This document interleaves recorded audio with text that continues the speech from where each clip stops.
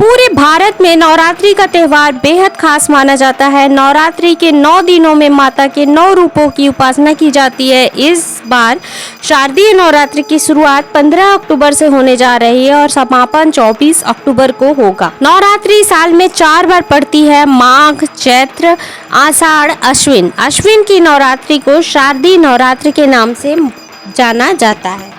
नवरात्रि की अष्टमी 22 अक्टूबर को और नवमी 23 अक्टूबर को मनाई जाएगी।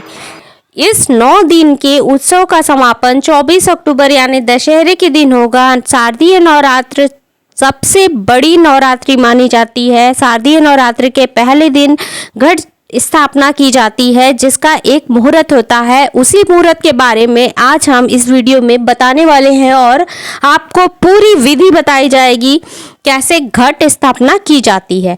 वीडियो को पूरा जरूर देखें और इसके पहले यदि चैनल पर नए आए हैं तो प्लीज़ सब्सक्राइब कर ले, हमारे चैनल को बेल आइकन को प्रेस कर दे। जय माता दी। नवरात्रि पर कलश स्थापना का शुभ मुहूर्त 15 अक्टूबर को सुबह 11:48 से दोपहर 12:36 तक रहेगा। ऐसे में कलश स्थापना के लिए शुभ मुहूर्त इस साल 48 मिनट का ही रहेगा, इसलिए आप दोपहर में आराम से घट स्थापना कर सकते हैं।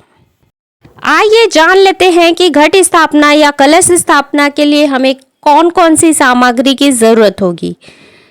इसके लिए सबसे पहले तो आपको कलश की ज़रूरत होगी। एक कलश मिट्टी का ज़रूर होना चाहिए, मिट्टी का बना होना चाहिए। 7 तरह के अनाज होने चाहिए। गंगा जल होता है, आम या अशोक के पत्ते होते हैं, जटा वाला नारियल चाहिए होगा और सुपारी चाहिए होगा, अक्षत चाहिए होगा, आपको लाल रंग का कपड़ा चाहिए होगा और पुष्प चाहिए होगा।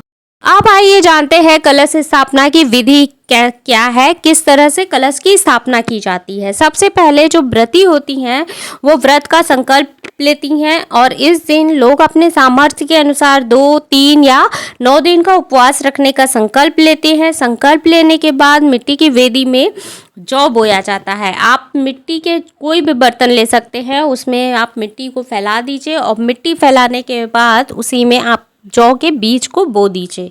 अब उसे बोने के बाद इसी जगह पे आपको कलश को स्थापित करना है। जो मिट्टी का जो बर्तन होता है और जहाँ पे आपने जौ बोया है उसी के जस्ट बगल में आपको कलश की स्थापना करना है। हिंदू धर्म में किसी भी मांगलिक काम को करने से पहले श्री गणेश जी की पूजा ज़रूर करनी चाहिए। श्री गणेश जी प्रसन्न होंगे तभी और देवता भी आपसे प्रसन्न होंगे, इसलिए गणेश जी को विधि विधान से वहां स्थापित कीजिए और फिर उनकी पूजा सबसे पहले कीजिए। कलश को भगवान श्री गणेश का रूप भी माना जाता है, इसलिए इस परंपरा को निभाया जाता है।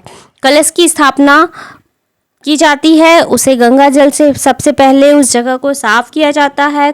साफ कलश लेना होता है, उसमें पानी भरना होता है और फिर उसमें अक्षत, रोरी और एक का सिक्का डालिए आप। फिर उसके बाद जो है देवी देवताओं का आह्वान किया जाता है। कलश में 7 तरह के अनाज डाले जाते हैं, मिट्टी भी रख दिया जाता है। कलश को 5 तरह के पत्तों से सजा दिया जाता है। इस कलश पर कुल देवी की तस्वीर स्थापित की जाती है और फिर आराधना की जाती है।